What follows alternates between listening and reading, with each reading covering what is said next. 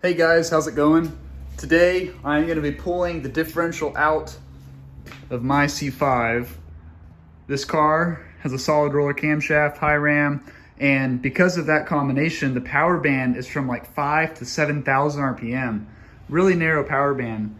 And with what I do with this car, which is Texas Mile Racing, that's kind of not good with the stock 342 gearing that it has.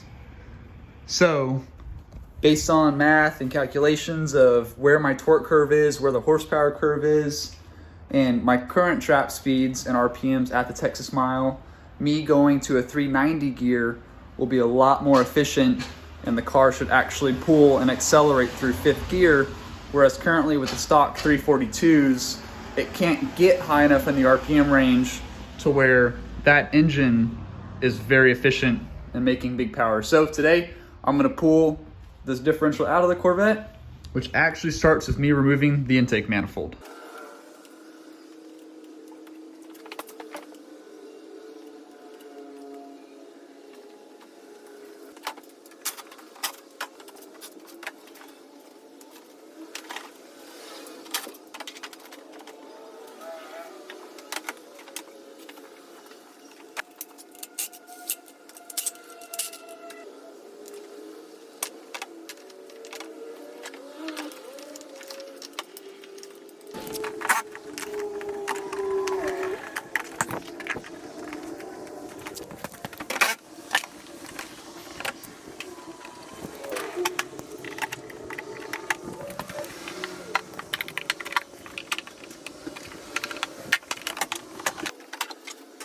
Because these Corvettes are transaxle with the transmission in the back, they have a torque tube that solidly connects the engine to the transmission, and inside that torque tube is a flexible prop shaft.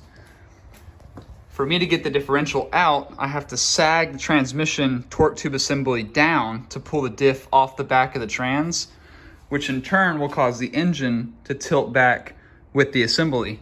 The problem with that is that the high ram may tilt too far back and crash into the fiberglass firewall. So I need to remove the high ram intake, which will free up all this room, and then I can easily sag back the engine, sag the torque tube down, pop the diff off. This thing is not light though, nor is it easy to get out.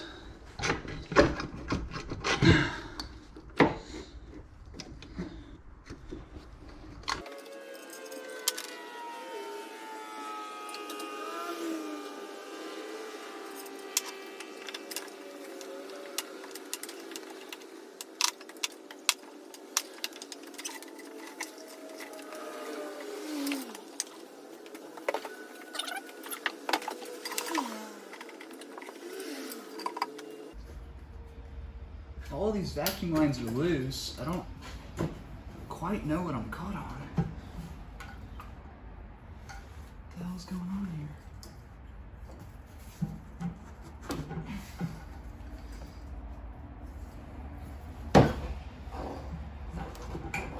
Oh, shit. It's this little tab right there. And the stud underneath it I can't get free.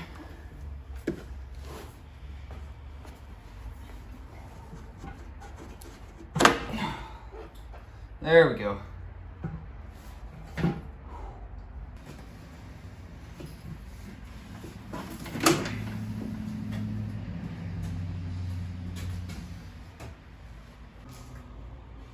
Okay, the intake manifold is off. Holley ships it with these real long studs that stick up that I guess would help it sit down. However, on the Corvette, this dash firewall thing comes so far out.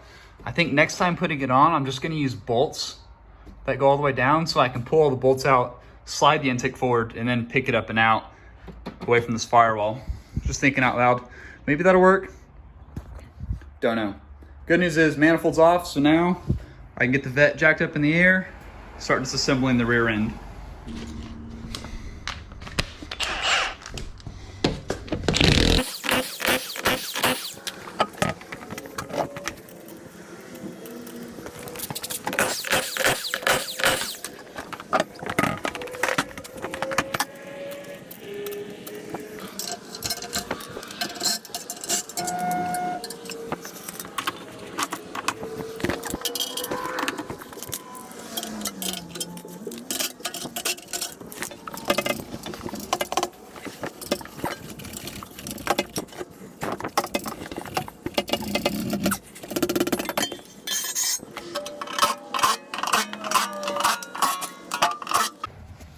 I would really love to talk to the GM engineer who decided 100 bolts was necessary to hold in this flimsy piece of sheet metal.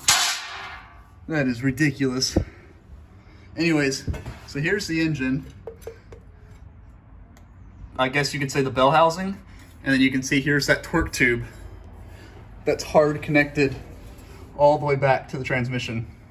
And inside of this is what they call the prop shaft, which has rubber isolators to get rid of some of the NVH. So now that I got the plate out of the way and I got my exhaust dropped off, I can start undoing the rear cradle, and then I'm gonna have to sag.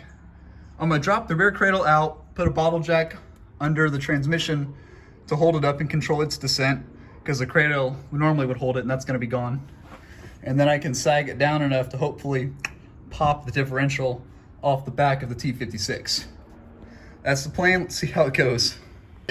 All right, to save my sanity, I'm just gonna undo the brake lines and just re-bleed the system, because the brake line goes all up under the trans, under the diff, loops back over the cradle, and I'm just gonna unhook it from the caliper here, unhook the hard line from the chassis up in there, and then just drop the whole thing out, bleed the brakes later. That's easy.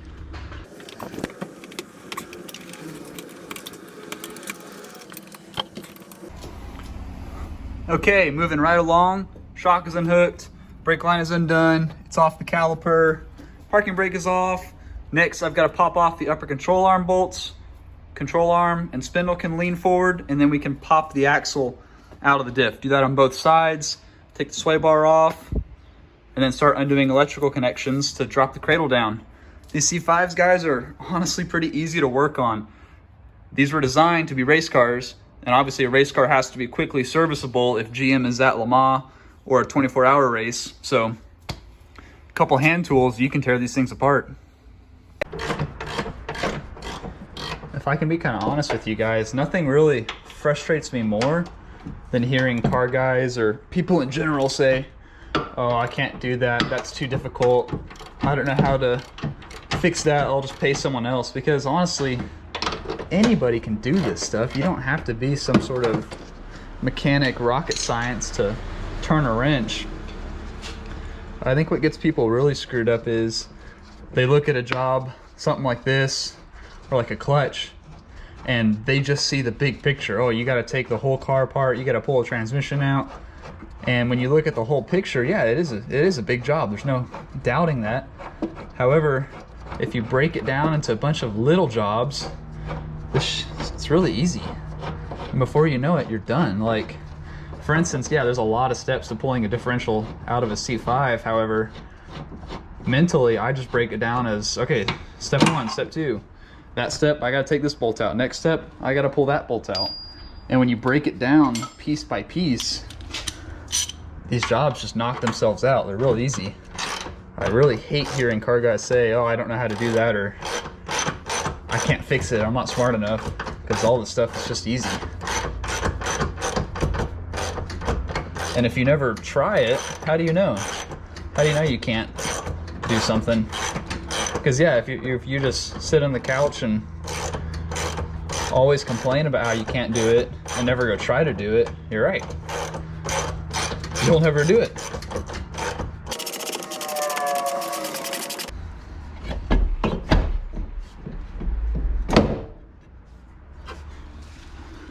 All right, coming apart. Control arms off, sway bar next.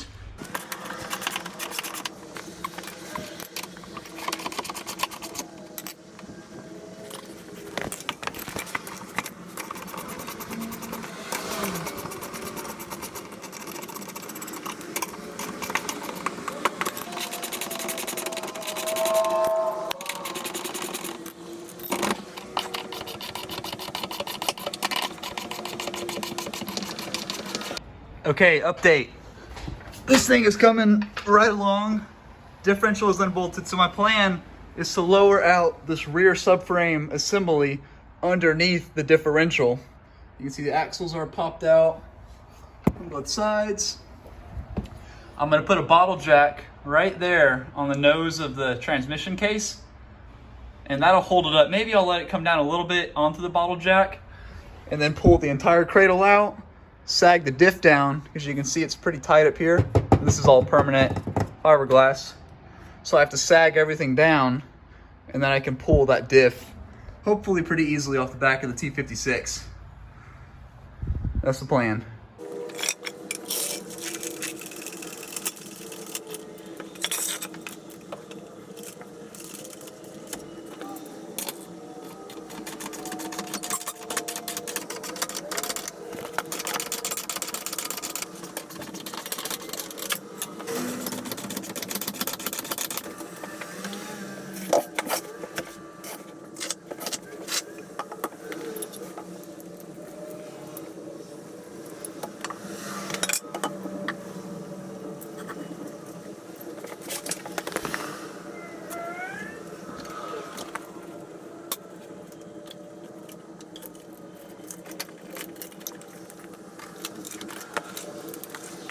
Okay, just like that, rear cradle out of the car, differential and transmission being held up on the bottle jack, little ethnic engineering right there. Now I can use the bottle jack to let this tilt down a little bit more for me. And I've got a couple bolts up top to undo and see if we can get that thing off of there.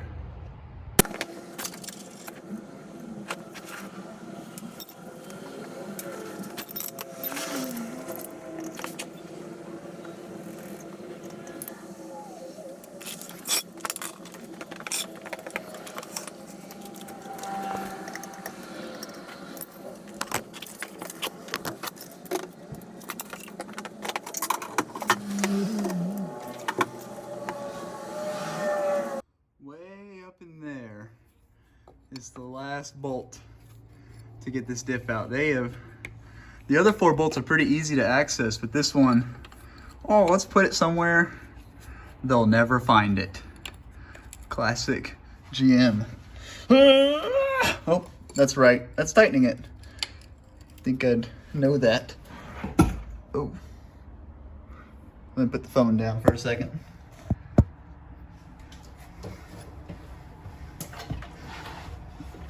Don't want to drop this. There it goes. Luckily, all these bolts are so encased and covered in oil and dirt and road grime. There's no rust to be found. So there's always a silver lining to having a C5 that leaks oil all over the nuts and bolts. That's just gross. Look at this. But we are almost done taking the last bolt out. And then I can pull the diff off the trans. Hopefully that goes easy. I have no idea how much these diffs weigh. They're aluminum cased. I think they have like a 7.5 inch ring gear. So they're probably in the 50 to 60 pound, which is not that bad, I guess. Could be heavier. And then I can get this thing over to the boys at Texas Drivetrain Performance, who are pretty much the only people I would trust to ever touch a C5 diff, or any diff for that matter. And it's actually gonna be pretty cool. They're gonna let me shoot a video with them showing their process, so I'm super excited to see that. I used to work at a transmission shop in Houston, but we never did stuff like C5 ring and pinions. There it is.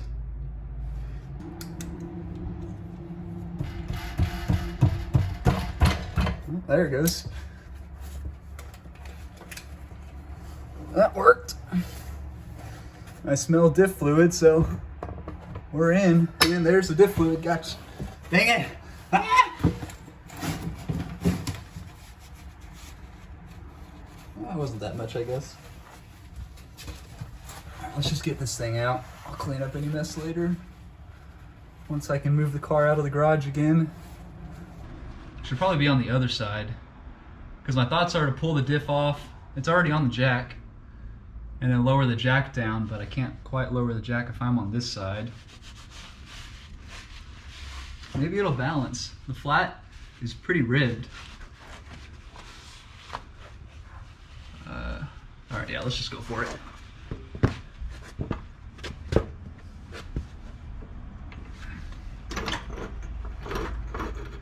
Oh, easy.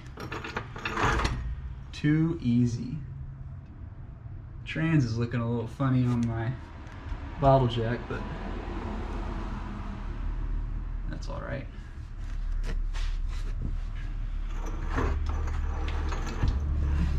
Poop. I need to lower the trans more. Crap. All right, let's slide this back on. Oh God.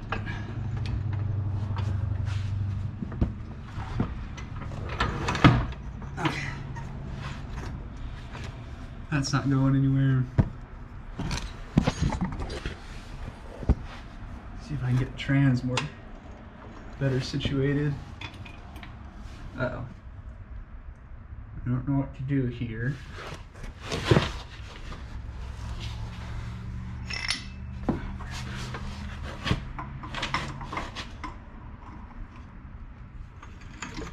Okay, the trans could be lowered more. Have this wiring harness out of the way. I got diff fluid pissing out at me. God. That's nasty stuff. Oh yeah, I'm gonna get dirty. There's no preventing that now. Oh shit.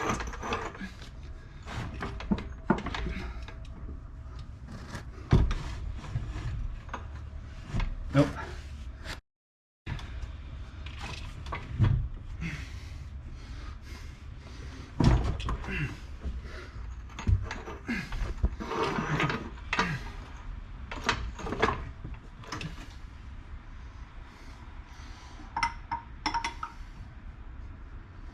Okay, trans is as low as my jack will let it go.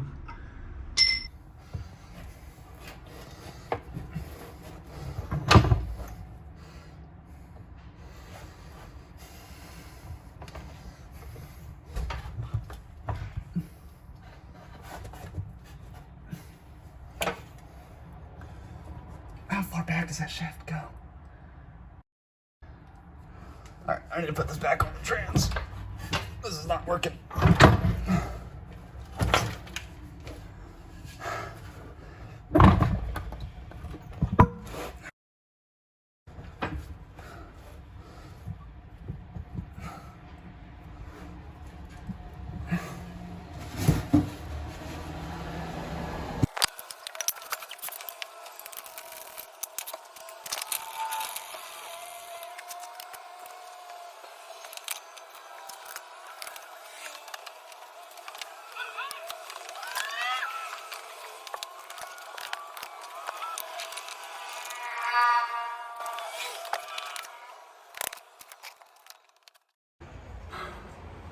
Okay, I had to go off camera there for a little bit because everything started slipping off the jack, and when you're by yourself in a garage and the drivetrain starts slipping off the jack, it gets a little sketchy.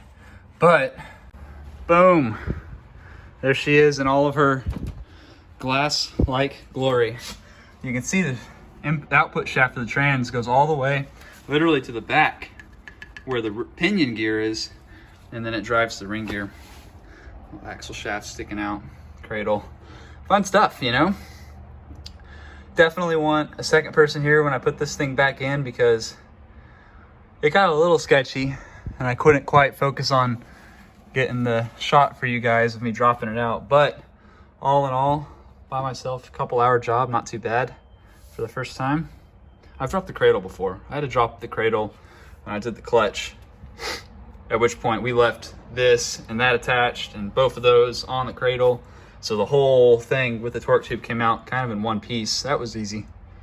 But I am glad to have that out. Texas drivetrain and Jason, that was not fun to get out. Oh my goodness. A lift would make things so much easier, but I'm excited to bring this to you guys on Monday and see what we find inside and try to make the C5 a little better. All right, thank you all for watching me struggle to pull apart my Corvette. I'm gonna try to get this video edited and uploaded today, which is Saturday, sometime in December. I don't know what date it is, first weekend of December. And yeah, see you next time.